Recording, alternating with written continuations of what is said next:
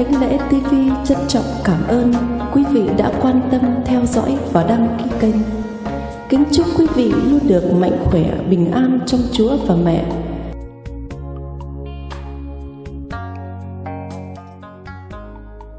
Tiểu sử Thánh Gioan Bautista Vianney. Thánh Gioan Bautista Vianney sinh năm 1786, Ngài mất năm 1859. Thật ít người có được sự quyết tâm mạnh mẽ để vượt qua các trở ngại và đạt được các kỳ công. Thánh Gioan Bautista Vianney, còn được gọi là cha sở họ ác, là một người có quyết tâm. Ngài muốn trở nên một linh mục. Nhưng trở ngại lớn nhất là Ngài không có căn bản học vấn cần thiết. Sau thời gian nhập ngũ và trở lại chủng viện, Ngài không hiểu nổi các bài học bằng tiếng Latin nên bị đuổi ra khỏi trường.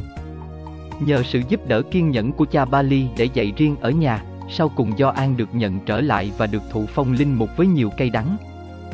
Hầu như chẳng giám mục nào muốn có một linh mục như Gioan, do đó, họ đưa Ngài về một giáo xứ hẻo lánh, chỉ có 40 gia đình nhưng có đến 4 quán rượu. Khi Ngài đến tỉnh Ác nước Pháp, lúc ấy đã 31 tuổi, hầu như chẳng ai thèm lưu ý. Tỉnh này nổi tiếng là nơi đầy ải các linh mục. Giáo dân thì thờ ơ với việc đạo đức và thoải mái với nếp sống cố hữu của họ. Không bao lâu họ thấy có những thay đổi. Khi nhìn trộm qua cửa sổ họ thấy cha sở gầy gò ốm yếu cầu nguyện suốt đêm. Có người thấy Ngài vứt bỏ các bàn ghế đắt tiền và thay chiếc giường nệm êm ấm bằng các khúc gỗ sần sùi. Cũng có người thấy Ngài chia sẻ quần áo cho người ăn xin, và chính Ngài chỉ ăn có 2 củ khoai mỗi ngày. Một vài người tò mò đến nhà thờ nghe giảng, và họ thấy tiếng nói của Ngài như xé vào tai nhưng có sức đánh động tâm hồn. Từ tò mò dẫn đến nghi vấn. Có thể nào đây là một linh mục đích thực? Và nhà thờ bắt đầu đông người trở lại. Cha Gioan đã trở nên một phần tử của cộng đồng nhỏ bé ấy. Mỗi ngày Ngài đi thăm các giáo dân và lắng nghe những ưu tư của họ. Ngài không hiểu tiếng Latin nhưng Ngài rất hiểu các nỗi khó khăn của đời sống người dân. Do đó, sau 12 năm, hầu như mọi người trong tỉnh đều tham dự thánh lễ hàng ngày và các nông dân vừa lần chuỗi vừa cày cấy nơi đồng áng. Sự thay đổi không phải dễ dàng. Những gièm pha, đàm tiếu, chụp mũ cha Gioan cũng không thiếu. Đối phó với những người ấy, Ngài chỉ im lặng và nhẫn nhục chịu đựng. Công việc giải tội là thành quả đáng kể nhất của cha Gioan. Khi mới chịu chức linh mục, Ngài không được phép giải tội vì học lực quá kém. Nhưng ở họ đạo ác, điều giáo dân lưu tâm là Ngài có khả năng thấu suốt linh hồn họ, khuyên bảo họ một cách chân thành với tấm lòng quý mến. Dân chúng từ khắp Âu Châu đổ về tỉnh nhỏ xíu ấy chỉ để xưng tội. Trong những tháng mùa đông, Ngài phải mất từ 11 đến 12 tiếng đồng hồ để đưa người ta về với Thiên Chúa. Trong mùa hè, thời gian giải tội lên đến 16 tiếng.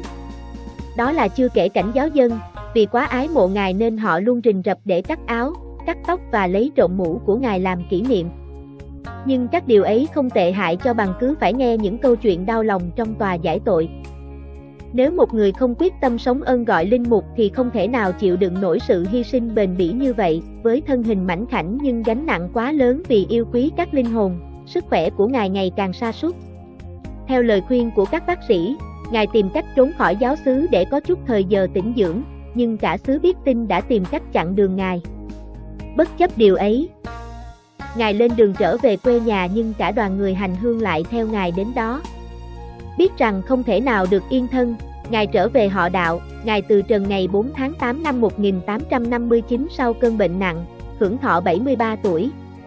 Ngài được Đức Giáo hoàng Pio 11 phong thánh năm 1925 và năm 1929, Ngài được đặt làm quan thầy chính thức của các cha xứ. Nhận xét về sự cầu nguyện chung trong phụng vụ, Thánh Gioan Bautista Vianney cho biết, cầu nguyện riêng giống như cọng rơm rải rác đó đây, nếu bạn đốt lên nó chỉ tạo thành ngọn lửa nhỏ. Nhưng gom các cọng rơm ấy lại và đốt lên, bạn có được ngọn lửa lớn, vươn lên cao như một cột lửa đến tận trời xanh. Cầu nguyện chung thì cũng giống như vậy.